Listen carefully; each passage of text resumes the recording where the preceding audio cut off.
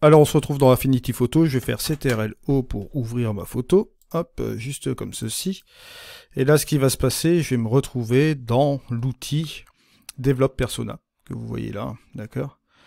On va simplement développer cette petite photo, mais pour faire vraiment très simple ici, je vais essayer de la décontraster pour donner quelque chose d'un petit peu plus plat. Au niveau de l'objectif, ici, vous vous rendez compte que ça a été fait directement dans mon boîtier, bon, avec le Fujifilm, il me l'indique ici que la correction a été faite automatiquement. Alors bon, je vais rester ici dans les basiques. On a aussi également quelque chose ici que vous pouvez voir là, le noir et blanc. Si vous voulez l'appliquer, vous avez les courbes, vous avez les séparations des tons, enfin bref.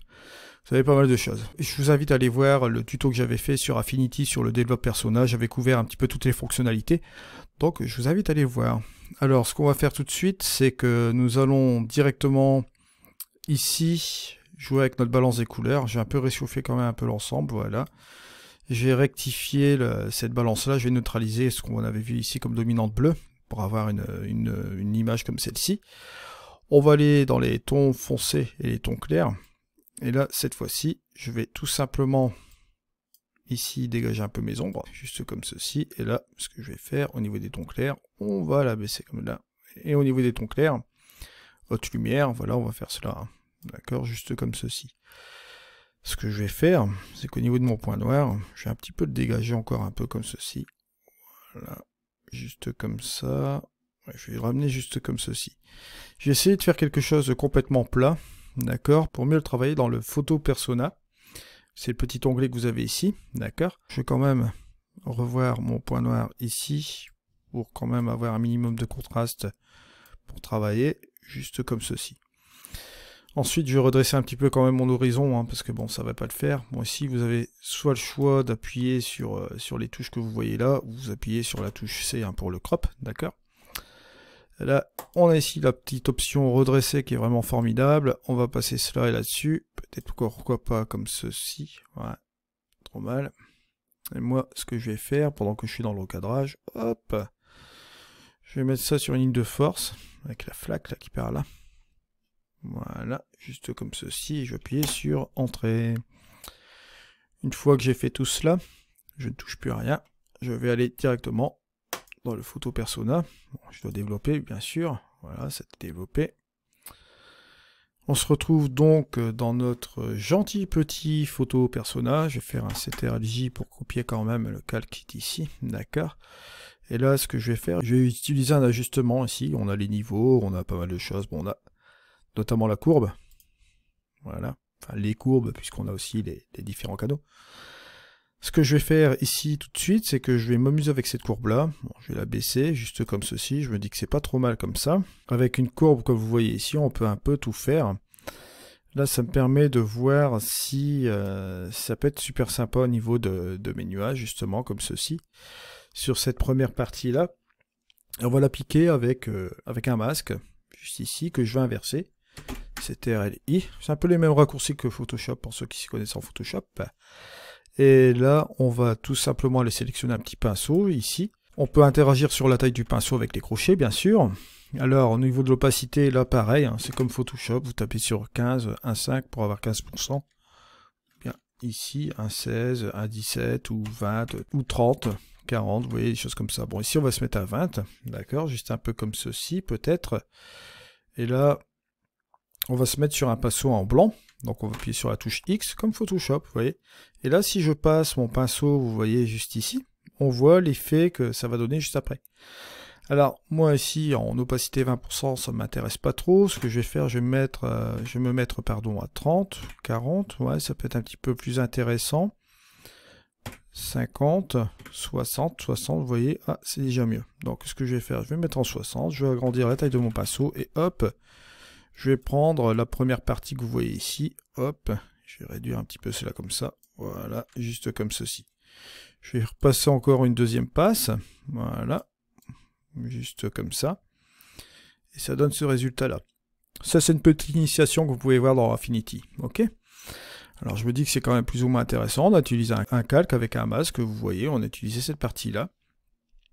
Maintenant, on va continuer l'ensemble, bien sûr. On va simplement réduire la taille de notre pinceau. Et moi, je vais interagir un peu sur le sable que vous voyez là. Voilà.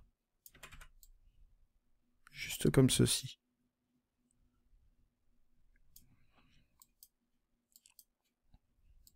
Je le fais grossièrement, bien sûr, hein. Je vous rappelle que c'est un tuto d'initiation.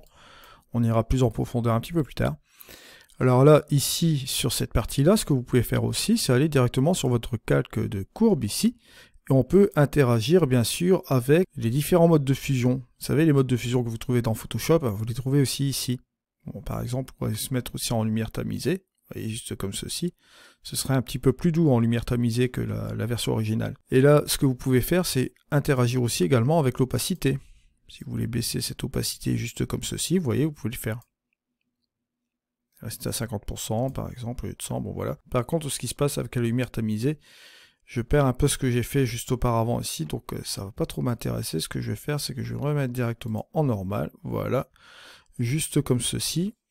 Et ce que je vais faire, c'est appuyer sur la touche X, pour justement, bon, me remettre sur cette fameuse partie-là, d'accord. Et ici, je vais me mettre en opacité peut-être à 20, voilà. Et je vais enlever un petit peu de cette chose-là qui faisait un petit peu trop sombre ici. D'accord? Voilà. Comme ça, je vais garder cette première partie-là qui m'intéresse là, ici. Et là, on va enlever cette partie qui est beaucoup trop sombre. Vous voyez, juste comme ça. Si vous voulez voir un petit peu ce que ça donne entre le avant et le après, vous faites tout simplement ici, vous regardez, hop, avant et après. Vous voyez qu'on a réussi à faire quelque chose de quand même pas mal. Bon, bien sûr, ici, ça me paraît un petit peu trop exagéré là. Je vais justement utiliser une autre courbe. Bon, là, je vais baisser un petit peu l'ensemble comme ça, pour un petit peu m'occuper de cette petite flaque là. D'accord. Et là, je vais mettre toujours un masque. Voilà. Que je vais inverser. Et là, je vais interagir en lumière tamisée. Voilà. On va inverser. Le mettre en blanc, bien sûr. Je vais me mettre en 40 ou en 60 peut-être. Voilà. Ce sera beaucoup plus sympa parce qu'en tamisé, vous voyez, c'est un petit peu plus léger quand même. C'est un petit peu moins pourrin que le normal. Voilà. Juste comme ceci. Il suffit de faire le avant et le après. Vous voyez, on a ce résultat-là. Bon, je vais jouer quand même avec l'opacité. Voilà.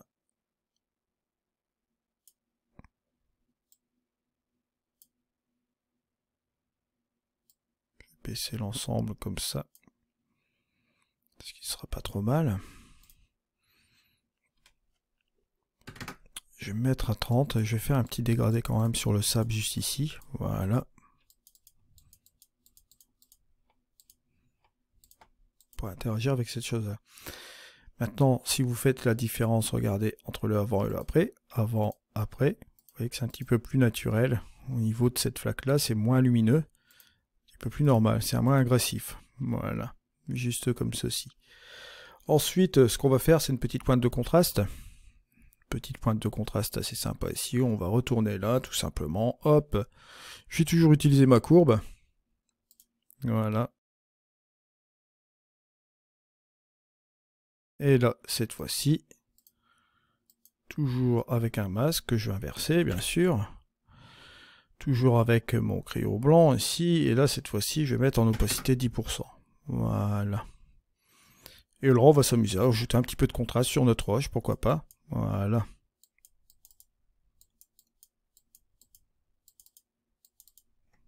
Regardez la petite différence. Avant, après. On peut même s'amuser un peu avec l'eau, ici. Ici, on va insister peut-être sur la première partie des nuages, là. Là aussi. Voilà, si je fais l'avant-après.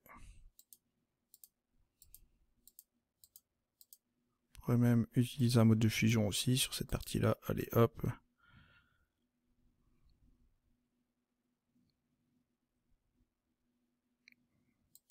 En produit, ça peut être intéressant. Juste comme ceci. Regardez le résultat. Ici, on a utilisé ces trois réglages-là. Juste comme ceci. Je vous rappelle que bon, la première image, bon, c'était celle-ci. On a fait un premier ajustement. Second ajustement ici. Et le troisième ajustement que vous voyez là. Juste comme ça. Maintenant, si vous voulez appliquer aussi une petite vignette, pourquoi pas. Vous pouvez le faire aussi également avec la courbe. On peut tout faire avec la courbe. Voilà. Juste comme ceci. on va tout simplement baisser la luminosité, juste comme ça. Et on va utiliser toujours un petit masque de calque, voilà, on va inverser bien sûr. Voilà. Avec une opacité de 30%, ça pourrait être bien. Et là, vous prenez votre pinceau comme ceci, vous voyez qu'on a un petit truc assez sympa comme ça. Vous prenez les 4 coins de l'image et vous revenez tout doucement, vous voyez, juste comme ça. Voilà.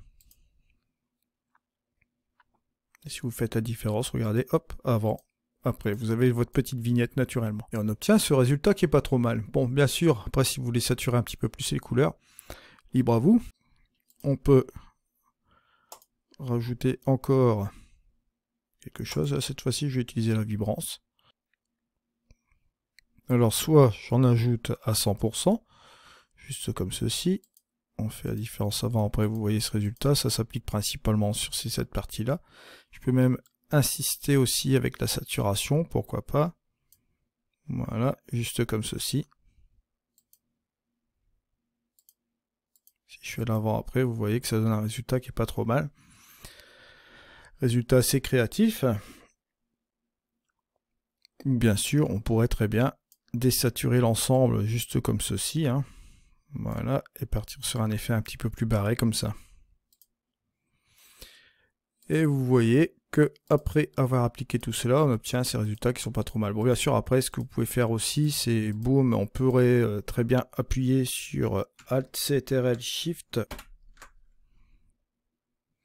et E. Et là, vous avez un calque pixelisé qui est juste au-dessus. D'accord ?